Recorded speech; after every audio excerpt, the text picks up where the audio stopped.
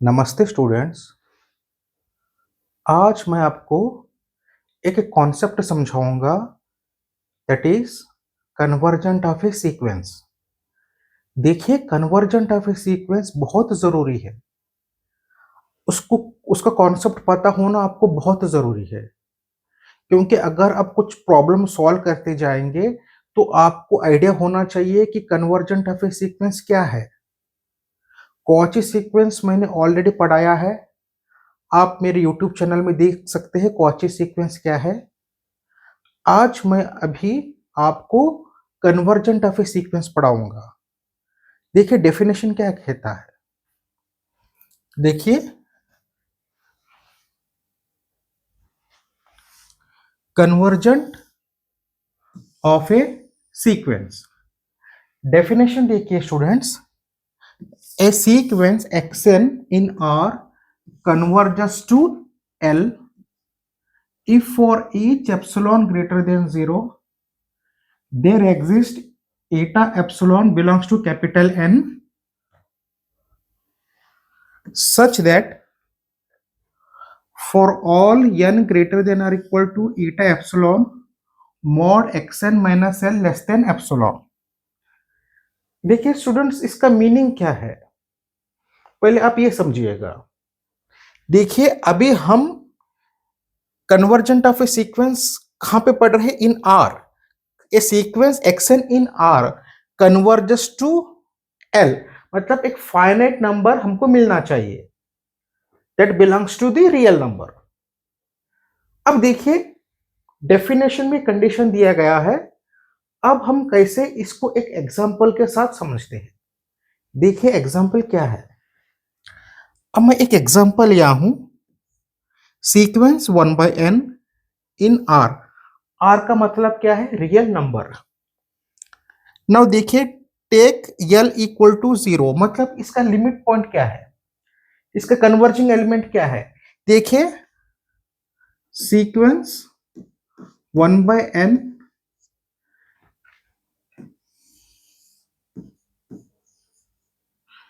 देखिए, put n equal to 1 1 आएगा, put n equal to 2 0.5 आएगा, that is 1/2 1/3 1/4। Because as n tends to infinity, अगर हम ऐसे ही नंबर बढ़ाते जाएंगे तो जैसे ही n लार्ज होगा तो ये किस नंबर को टेंड कर रहा है? 0 को टेंड कर रहा है। Because 1/infinity that is 1/n, n अगर n tends to infinity, n tends to infinity that is 1/infinity, this tends to 0, तो ये 0 पे टेंड कर रहा है। इसका मतलब इसका कन्वर्जेंट एलिमेंट क्या है, इसका कन्वर्जेंस क्या है? 0 है। तो यहां पे देखिए, टेक l इक्वल टू 0। अब हम मान के चलते हैं कि इसका कन्वर्जिंग एलिमेंट क्या है? 0 है। जैसे कि देखिए, सीक्वेंस क्या है? 1/n है। पुट n इक्वल टू 1 1/1 1 आएगा, put n equal to 2 put n equal to 3। इस तरीके से हम क्या करते हैं, इन्फाइनाइट तब ये सीक्वेंस ऐसे ही जाएगा। जैसे कि n लार्ज होगा तो इसका कन्वर्जिंग एलिमेंट क्या होगा, हम ये पता लगाना चाहते हैं। हम अभी एक पॉइंट के ऊपर नहीं ध्यान दे रहे। जैसे कि limit x tends to a आ गया तो सिर्फ हम एक पर्टिकुलर पॉइंट को देख रहे हैं, लेकिन यहाँ पे कन्वर्जेंट ऑफ ए सीक्वेंस में पर्टिकुलर पॉइंट नहीं, बल्कि इंफिनिटी में आंसर क्या आ रहा है, हम ये देखना चाहते हैं। ये इंपॉर्टेंट कॉन्सेप्ट है। अब देखिए, मैं मान के चल रहा हूं, मेरे को पता है 1/n सीक्वेंस का कन्वर्जिंग एलिमेंट क्या है? 0 है। अब देखिए, for each epsilon greater than 0 we find eta epsilon belongs to capital N। मतलब अभी मैं कोई भी एप्सिलॉन लेता हूं, एप्सिलॉन एक छोटा सा नंबर है, बहुत छोटा नंबर है, बहुत छोटा, 0.00001, बहुत छोटा। कोई भी अगर मैं एप्सिलॉन लूंगा तो मेरे को ईटा एप्सिलॉन मिलना चाहिए। हर एप्सिलॉन पे मेरे को ईटा नॉट मिलना चाहिए। अगर एक एप्सिलॉन पे भी अगर ईटा नॉट नहीं मिलता तो ये डेफिनेशन फेल हो जाएगा। अब देखते हैं, अब देखिए हमको पता है इसका जो भी है यल क्या है, इसका लिमिट पॉइंट मतलब ये किस पॉइंट पे कन्वर्ज हो रहा है हमको मालूम है, 1, 1/2, 1/3 dash dash, this is going up to 0 as n tends to infinity.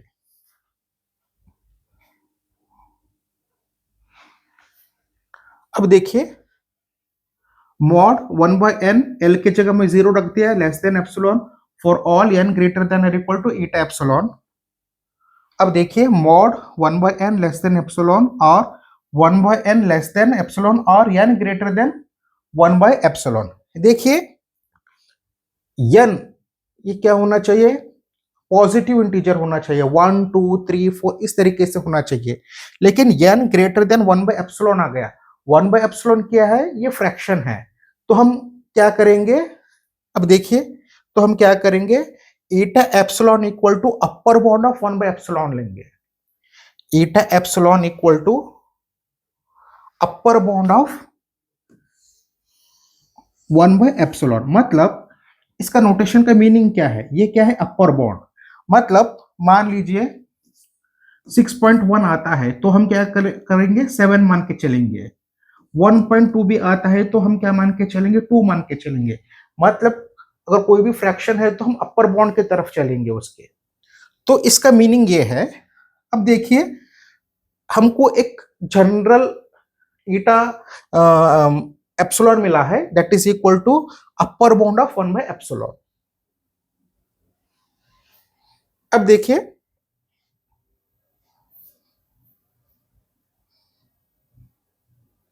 मैं एप्सिलॉन इक्वल टू 0.15 लेता हूं। अब देखिए मैं चेक करता हूं, eta epsilon equal to 1 divided by 0.15 that is equal to upper bound of 6.66। तो इसका अपर बाउंड क्या होगा, 7 होगा। अब हम चेक करेंगे ईटा एप्सिलॉन जो भी मिला है वो करेक्ट है क्या।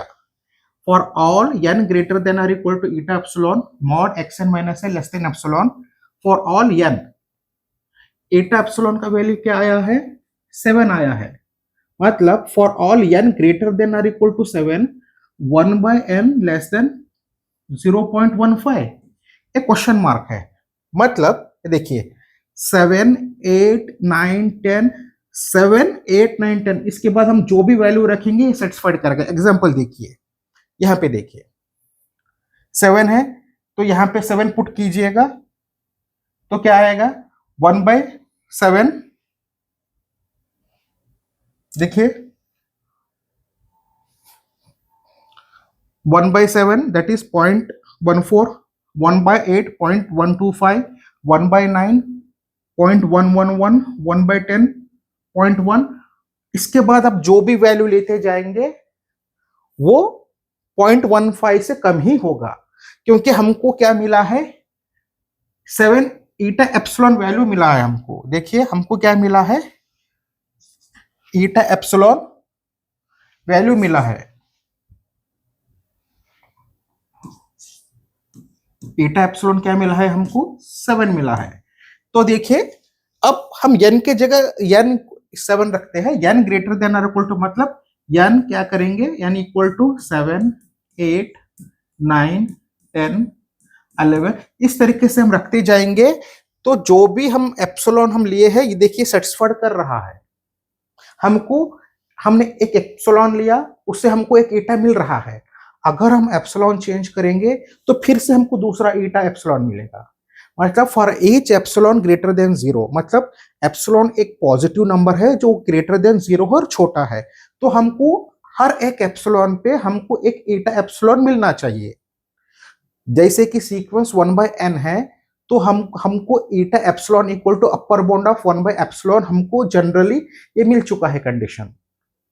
तो हमने क्या किया, एप्सिलॉन इक्वल टू 0.15 लिया, फिर हमको ईटा वैल्यू क्या मिल गया, ईटा एप्सिलॉन इक्वल टू 7 मिल गया। मतलब आप n के जगह 7 8 रखते जाइएगा वो कंडीशन सेटिस्फाइड होगा। मतलब जैसे कि यहाँ पे लेस देन 0.15 आना चाहिए, आ रहा है। अब मान के चलते हैं नेक्स्ट। अब देखिए 1/n, ये अगर हम सीक्वेंस लेंगे तो एटा एप्सिलॉन जनरली क्या आ गया, अपर बाउंड ऑफ 1/एप्सिलॉन। ये हमको, ये फॉर्मूला हमको सीएसआर नेट में कुछ क्वेश्चन सॉल्व करने में मदद करता है। अगर कुछ क्वेश्चन ऐसा डिफिकल्ट रहेगा जब हमको पता लगाना है कि ईटा एप्सिलॉन कौन सा है, तो हर सीक्वेंस का अलग अलग ईटा एप्सिलॉन होता है, लेकिन उसका एक कन्वर्जिंग एलिमेंट होना चाहिए। जैसे कि 1/n का कन्वर्जिंग एलिमेंट क्या है, वो कहां कन्वर्ज कर रहा है, as n tends to infinity 0 को कर रहा है। तो अगर ये 1/n का ईटा एप्सिलॉन, अगर ये अपर बाउंड ऑफ 1/एप्सिलॉन आता है, तो दूसरा सीक्वेंस का दूसरा आएगा। It depends upon the sequence.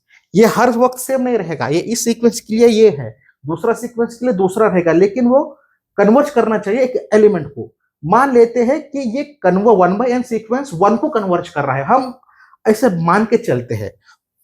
अब देखिए, now we check if l equal to 1। पिछली बार तो हमको मालूम है वो 0 लिया, वो करेक्ट है, एप्सिलॉन से हमको ईटा एप्सिलॉन मिल गया। अब मान के चलिए हमने क्या किया, l इक्वल टू, ये l है, ये l इक्वल टू मैं 1 लेता हूं। तो देखिए, whether epsilon greater than 0 there exist, अब देखिए फॉर ईच एप्सिलॉन, हर एक एप्सिलॉन से, for each epsilon greater than 0 there exist eta epsilon, मिलेगा क्या हमको। अब देखते हैं, देखिए ये सिंप्लीफिकेशन है, mod 1/n minus 1 less than, क्योंकि हमने एप्सिलॉन क्या लिया 0.1। अभी हम क्या करेंगे, ईटा एप्सिलॉन हम फाइंड आउट करेंगे। तो for all n greater than और इक्वल टू ईटा एप्सिलॉन। अब देखिए, हम n इक्वल टू 1 2 3 4 हम यहां पे रखते जाएंगे। देखिए n इक्वल टू 1 2 3, अब देखिए n इक्वल टू अगर मैं 1 रखता हूं तो 0 इज लेस देन 0.1 करेक्ट आ गया। अगर मैं n इक्वल टू 2 रखता हूं तो देखिए, n इक्वल टू 2 रखता हूं तो 0.4 लेस देन 0.1 यहां पे फेल हो गया। मतलब यहां पे हमको एक एप्सिलॉन हमने ऐसा लिया, वहां पे ईटा एप्सिलॉन फेल हो गया। तो इसका मतलब ये है कि इसका जो कन्वर्जिंग एलिमेंट है l, वो 1 नहीं है। तो सीक्वेंस 1/n का कन्वर्जिंग एलिमेंट क्या है, वो किस पॉइंट को कन्वर्ज कर रहा है, एज n बिकम्स इंफिनिटी। जब n जो है ना इंफिनिटी की तरफ जाएगा तो ये कौन सा पॉइंट को कन्वर्ज करेगा, 0। तो यहाँ पे हमने 1 लेके हमने ट्राई किया कि कोई एप्सिलॉन पे, सभी एप्सिलॉन पे हमको ईटा मिलता है क्या, नहीं। जैसे कि n इक्वल टू 1 लेता हूं तो एप्सिलॉन मिल गया, दैट इज एक एप्सिलॉन पे, जैसे कि हम पे देखिए